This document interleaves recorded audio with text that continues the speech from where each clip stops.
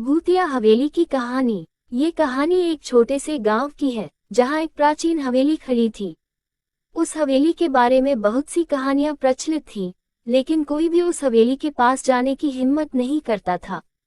हवेली के आसपास के लोग कहते थे कि रात को वहां अजीबोगरीब आवाजें आती थी और एक साया दिखता था जो किसी को भी वहां रात के समय पास नहीं आने देता था। गांव में एक युवक था जिसका नाम अर्जुन था।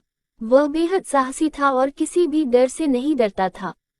एक दिन गांव के बुजुर्गों ने उसे हवेली के बारे में कई चेतावनियां दी, लेकिन अर्जुन ने किसी की बात नहीं मानी और ठान लिया कि वह हवेली में जरूर जाएगा और पता लगाएगा कि आखिर वहां क्या सच है। एक रात जब चांद की रोशनी बहुत हल्की थी और गांव में सड़ी गली लकड़ियां और झाड़ियां लगी हुई थी, जैसे इसे बहुत सालों से नहीं छुआ गया हो। जैसे ही अर्जुन ने दरवाजे को खींचा, अंदर से एक अजीब सी ठंडी हवा आई और उसके चेहरे को थपकी दी। हवेली के अंदर घुसते ही एक घना अंधेरा था। अर्जुन ने अपनी टॉर्च जलाई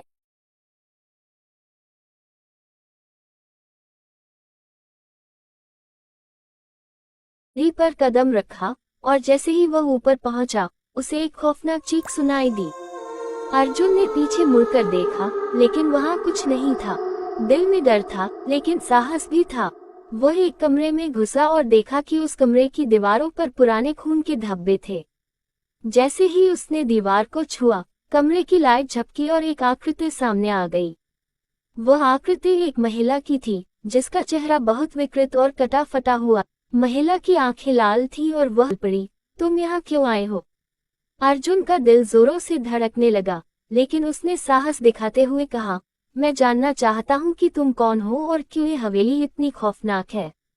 महिला की आंखों में गुस्सा था, लेकिन उसने धीरे धीरे कहानी बतानी शुरू की। मैं एक बार यहाँ रहती थी, एक खुशहाल जीवन जी रही थी, लेकिन कुछ बदमाशों ने हमारी हवेली को लूटा और हमें मार डाला।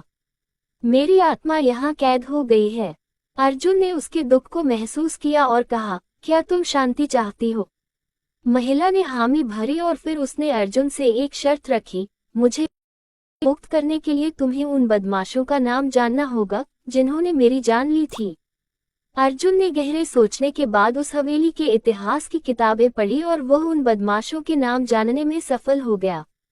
उसने उन नामों को महिला की आत्मा के सामने उच्चारित किया।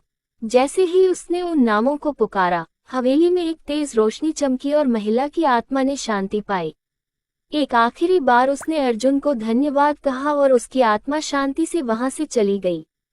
अर्जुन ने यह अनुभव गांव में जाकर सभी को बताया और हवेली की खौफनाक कहानी खत्म हो गई। अब वह हवेली फिर से शांत थी और अर्जुन को एक नई पहचान मिली, वह व्यक्ति जिसने भूतिया हवेली को शांति दिलाई। कहानी यही खत्म होती है, लेकिन ये याद दिलाती है कि कभी कभी हमें डर का सामना करके सच का पता लगाना पड़ता है।